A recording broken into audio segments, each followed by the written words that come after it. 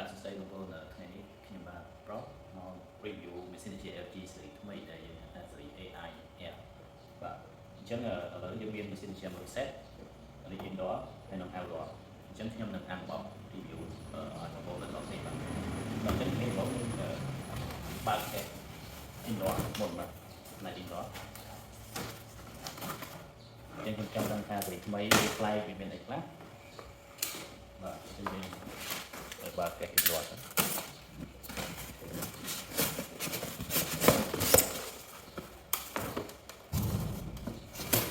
បាទអញ្ចឹងយើងបើករបៀបនេះក៏បានបើករបៀបផ្សេងក៏បានដែរអូខេអញ្ចឹងដល់ពេលយើងបើកទាំងមកយើងមានគ្រឿងប៉ុណ្ណឹង indoor ផ្នែកខាងមុខបាទអញ្ចឹងនេះផ្នែកតួម៉ាស៊ីនហើយមានថង់ relay និងសភៅតម្លើងនិងសភៅប្រើប្រាស់បាទនៅក្នុងនេះហើយនឹងមានតម្រង 3M ច្រោះលីដីទៅទៅទៀតបាទអញ្ចឹងយើងមើលនៅក្នុងប្រអប់នេះបាទមាន tele ស៊េរីក្រោយបាទអញ្ចឹងថៃខាង tele ស៊េរីនេះគឺខុសពី tele ធម្មតាបាទមើលរូបរាងបាទតូចជាងមុនហើយមើលទៅស្អាតដែរបាទអញ្ចឹងវាមានរូបរាងបែបនេះវាមានប៊ូតុង power ប៊ូតុង mode ប៊ូតុង AI Air ស៊េរី AI Air មានស្ថានភាពឡើងចុះវាមានសេរីលឿនកង្ហារខ្សោយខ្លាំងខ្យល់រេឆ្វេងស្ដាំឡើងចុះហើយនឹងវាមាន check mode ធ្វើឲ្យត្រជាក់លឿនវាមាន air purify នេះហៅ plus matter យ៉ាងរោគឯហ្នឹងបាទអញ្ចឹងវាមានក្នុងនឹងវាមាន setting ក្នុងនឹងបន្តទៀតពេលយើងចុចវាចេញលើ tele បន្ថែមទៀតនេះតម្រងច្រកដីតលីតូចៗហើយកាត់ត្រឡប់មាននេះមានបានទលាបាទហើយនឹងមាន owner menu សភៅប្រើប្រាស់បាទ function tele efficiency ក្នុងនោះហើយនេះinstallation menu សភៅតម្លើងបាទតម្លើង standard ណាត់ផ្សេងៗគឺមានក្នុងនោះបាទអូខេអញ្ចឹងយើងចូលមកមើលរូបរាងមុខម៉ាស៊ីនទាំងមូលបាទអានេះយើងដាក់មុខបាក់ឡើងលើអញ្ចឹងវាមានរាង4ជ្រុងបាទទំហំជ្រុងនេះអញ្ចឹងឥឡូវខ្ញុំធ្វើការវាស់ប្រវែងបាទបញ្ជាក់ម៉ាស៊ីននេះគឺមួយសេះបាទមួយសេះនិងមួយសេះកន្លះគឺ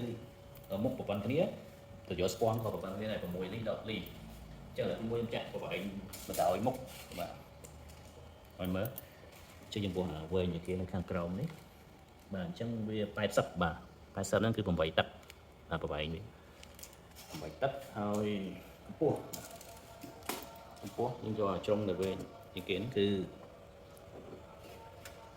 2ទឹក4បាទកម្ពស់វាគឺ2ទឹក4ហ៊ុនតមកទៀតយើងវាស់ជម្រៅបាទជម្រៅខាងមុខវានេះបាទអញ្ចឹងជម្រៅវាអានេះកម្ពស់បាទកម្ពស់វាគឺមកដល់នេះគឺ3ទឹកបាទកម្ពស់មុខវាយើងកន្លងទៅវា3ទឹកមុខអញ្ចឹងបដោយមិញ8ទឹកហើយនឹងជម្រៅវា2ទឹក4បាទអូខេអញ្ចឹងយើងមើលរូបរាងមុខម៉ាស៊ីននេះប្រភេទ AI Air អញ្ចឹងខ្យល់ច្រកវាចេញគឺនៅខាងក្រោមនេះហើយនៅឆ្នូតនេះក៏មានខ្យល់ចេញដែរអញ្ចឹងវាមាន2ច្រកបាទអញ្ចឹងវាចង់ចេញទៅ2ក៏បានយើងចេញទៅក្រោមក៏បានចេញទៅលើក៏បានអញ្ចឹងមាន function វាបាទអញ្ចឹងនេះស្លាប់ប្រើវាយើងពេលដែលវាធ្វើការវាទាញចេញលៀនអញ្ចឹងហើយបានអាចកាច់ឡើងចុះបានអូខេអញ្ចឹងច្រកខ្យល់បាទច្រកខ្យល់1 2អានេះសម្រាប់ទប់ខ្យល់ឲ្យវាចេញមកត្រង់បាទអញ្ចឹងខាងក្នុងនេះគឺរុនខ្យល់វាចេញមកហើយស៊េរីនេះ display វាបាទតើតើយើងដោតភ្លើងបានវាលោតចេញមកអញ្ចឹងវានៅខាងស្ដាំដៃនេះយើងមើលតម្រង filter ខាងលើយើងដោះវាចេញមកអូខេម្ដងទៀតនេះយើងមានប៊ូតុង power នៅខាងលើបាទមានប៊ូតុង power នៅខាងលើខាងស្ដាំចុចបិទបើកកន្លែងនេះម្ដងយើងនៅខាងក្រោមតែស៊េរីនេះគឺនៅខាងលើប៊ូតុង power បិទបើកយើងមិនបាច់ tele យើងអាចចុចកន្លែងនោះបាទអញ្ចឹងយើងបើកមកបាទ display វាគឺនៅចំនេះអាហ្នឹងគាត់តែយើងដោតភ្លើងមកវាលោតចេញមកអញ្ចឹងនេះជាអូខេឥឡូវយើងចូលវិញយើងមើលពីលើនេះរូបរាង កន្លែងវាបើកខ្យល់បណ្ដាក្នុងគ្រប់ចូល filter នៅខាងលើចឹងខាងស្នាមនេះគឺប្រអប់បបជាវានេះគឺ evaporator កញ្ចែងត្រជាក់បាទចឹងវាមានរូបរាងបែបនេះហើយអានេះគឺច្រកខ្យល់បាញ់ចេញវិញបាទចឹងខាងក្រោយបាទខាងក្រោយវាមានប្រទេសជាងដែរចាប់ទៅជញ្ជាំងនេះយើងមានវិចមួយសម្រាប់ភ្ជាប់មកពេលយើងតម្លើងយើងទៅដោះវាចេញអញ្ចឹងមានទៅយកទឹកយកស្ពាន់បាទអញ្ចឹងបញ្ជាក់ថាទៀតទៅយកស្ពាន់ទំហំ LG series នេះមួយសេតក្រាគឺ6លី10លីបាទចឹងរូបរាងពីក្រោយវាមានប៉ុណ្ណឹងអូខេបន្ទាប់ពីយើងអានបប indoor ហើយយើងនឹងអានបប outdoor បន្តទៀតបន្តមកអានបប outdoor ម្ដងបាទបបខ្សែចេញ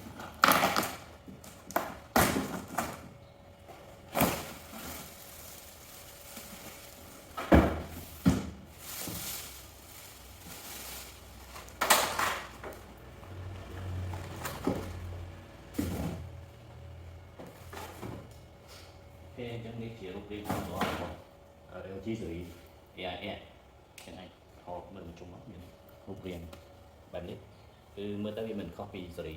មុនប្រហែលទេចឹងប្រភេទកញ្ច្រែងវាគឺជាកញ្ច្រែង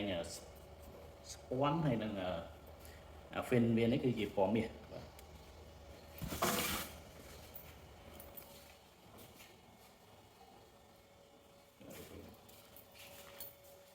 ចឹងប្រវែងទៅនេះយើងមើលប្រវែងវាបាទអញ្ចឹងយើងមើលទាំងប្រអប់ចូលយកស្ពាន់ខ្សែភ្លើងទៀតវាចូល80បាទប្រអប់នេះ80ដោយកម្ពស់50បាទពូហើយនឹងកម្រាស់តាមកម្របទៅកង្ហារសោតខាងនេះគឺ26បាទពីទឹក6ជារូបរាង outdoor អូខេអញ្ចឹងមានតែប៉ុណ្្នឹង